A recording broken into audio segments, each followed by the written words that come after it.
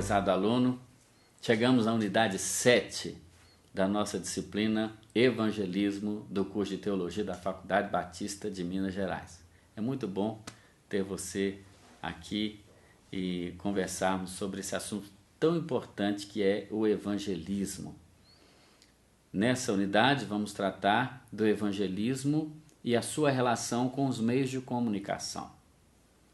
Como nós já vimos, o evangelho é a propagação da boa nova. O evangelho é a boa nova. O evangelismo, então, é essa propagação. Se é assim, os meios de comunicação, eles têm uma grande importância, para a propagação do evangelho. Já vimos também, na unidade que passou, sobre a evangelização em massa, que é aquela que visa alcançar o indivíduo em um determinado grupo, seja esse grupo grande ou pequeno. O meio de comunicação é o conceito-chave dessa unidade, porque ele se refere a um instrumento ou a forma de conteúdo utilizado para a realização do processo comunicacional. Bem, se o evangelho é a boa mensagem, a boa notícia, a feliz notícia, evangelizar então é comunicar isso. Então, comunicação tem tudo a ver com o evangelismo. Essa boa notícia, que é o evangelho, precisa ser propagada, precisa ser comunicada, em contrapartida a tanta má notícia que nos chegam todos os dias através dos meios de comunicação. Se os meios de comunicação de massa, eles são utilizados para as más notícias que chegam todos os dias através de telejornais, por que eles não podem ser utilizados também para a propagação desta boa notícia que é o evangelho? Nesse caso, o rádio, a televisão e agora também a internet, principalmente através das chamadas redes sociais, ocupam um papel importantíssimo na evangelização, pois se tratam de mecanismos de comunicação que têm um alcance incrível. Se nós pensarmos, por exemplo, na Bíblia e a sua relação com comunicação, nós vamos ver como que personagens bíblicos, e a própria Bíblia em si, como o livro escrito por Deus, é assim que nós cremos, numa linguagem humana, é capaz de comunicar aos seres humanos a vontade de Deus. E a Bíblia é, como nós cremos, a palavra de Deus transmitida pela palavra falada, que depois se tornou palavra escrita e que depois transformou-se no meio de comunicação. A Bíblia em si é, ela própria, um meio de comunicação da verdade, através dos escritos, que era, digamos, a tecnologia que existia na época. Paulo, por exemplo, o apóstolo, não tinha internet, não tinha TV, não tinha rádio. O que ele tinha?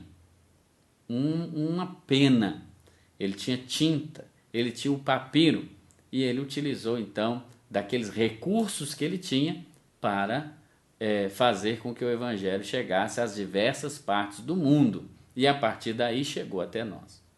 Quando nós olhamos para a Bíblia, por exemplo, vemos que já no Antigo Testamento há no livro do profeta Abacuque uma interessante passagem. Está lá registrado em Abacuque capítulo 2, versículo 2, quando Deus diz assim ao profeta: escreve a visão e torna-a bem legível sobre tábuas, para que a possa ler até quem passa correndo. Com certeza, a técnica de grafar em grandes letras e colocar em grandes placas uma mensagem, que hoje chamamos de outdoor, não é nova. A Bíblia já dizia que deveria ser feita assim, para que até uma pessoa que passasse correndo pudesse ler, através daquela grande placa, as grandes letras ali registradas. Também nas páginas bíblicas, vemos Jesus como o grande comunicador. Ele foi o maior exemplo de transmissão eficaz da mensagem evangélica. Isso porque ele se utilizava de metáforas comuns do povo simples. Essas metáforas nós chamamos de parábolas, porque através dessas parábolas ele comunicava com maestria as verdades do evangelho. E assim ele podia ser entendido por seus ouvintes, desde o menos culto até o mais letrado.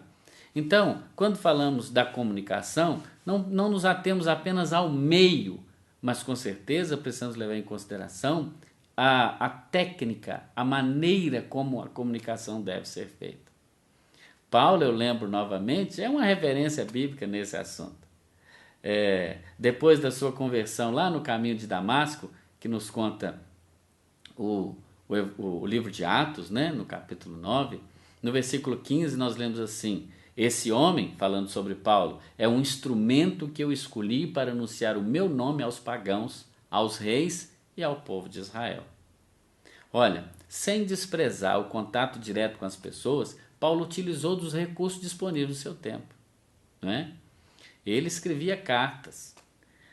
Em Colossenses 4,16 nós vemos ele dizendo: depois que vocês lerem essa carta, façam com que ela seja lida também na igreja de Laodiceia.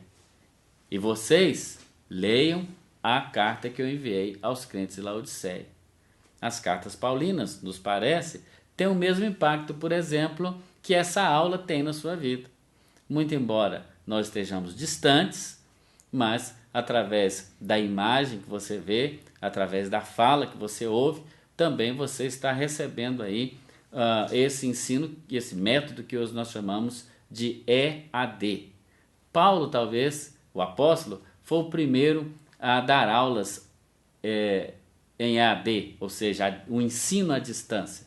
Através das suas cartas e dos correios que tinha na época, ele então podia atingir muitas pessoas. Portanto, aproveite essa unidade, né? Veja ali as possibilidades do rádio, da TV, das redes sociais, das várias redes sociais que temos hoje à nossa disposição. E veja, através dessa unidade, como esses meios podem ser importantes na propagação do Evangelho. Faça bom proveito, estude bastante, complete os exercícios e nos vemos na unidade que vem, que será a última unidade dessa disciplina, a unidade 8. Até lá então, Deus te abençoe.